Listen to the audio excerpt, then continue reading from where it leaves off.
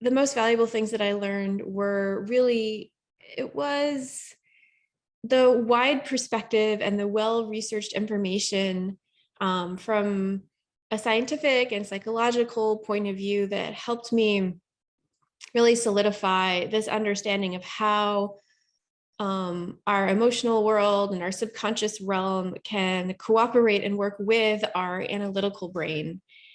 Because for me, I had a tendency to really just default to the analytical brain. And I knew the other part of our lives were really important for a fulfilling experience of life, but it still had so much, there was so much baggage associated with going into that realm because it had been so highly criticized for me. And so this course I really took away. So it was so well researched, and there were so many references, and there were so many, quotes and examples from very wise people who have been studying the subconscious and the emotional realm for lifetimes as professionals. And so really getting all of that information, I took away just this grounded confidence in the importance of that, also how to access it, how to work with that own realm in myself, and then how to talk about it to other people who might be skeptical. Well, one of the things that worked right away, much to my utter surprise, because I approached these practices from a very skeptical point of view, I just can't seem to help myself that way. But one of the things that worked right away was I stopped procrastinating. I did one of the practices on my tendency to procrastinate, and it shifted so quickly. And so I was able to really just sit down and do the things that I needed to do in my life without having to distract myself first for hours. So that's been so rewarding.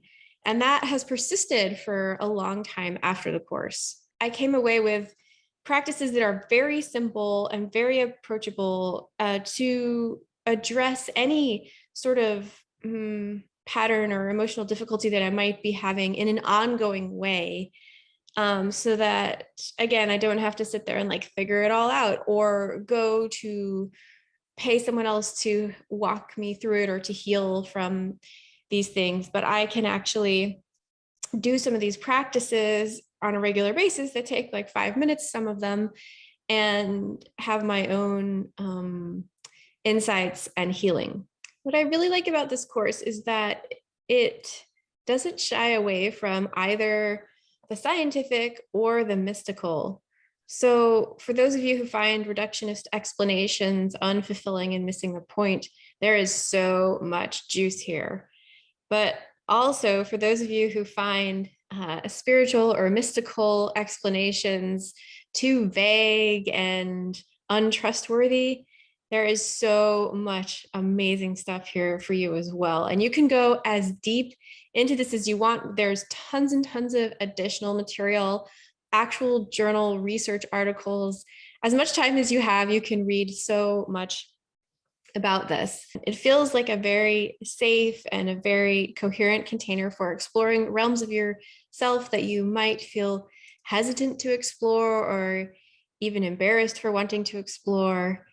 And essentially, it brings this sense of wonder and amazement about the human experience and who we are walking through this world back into life.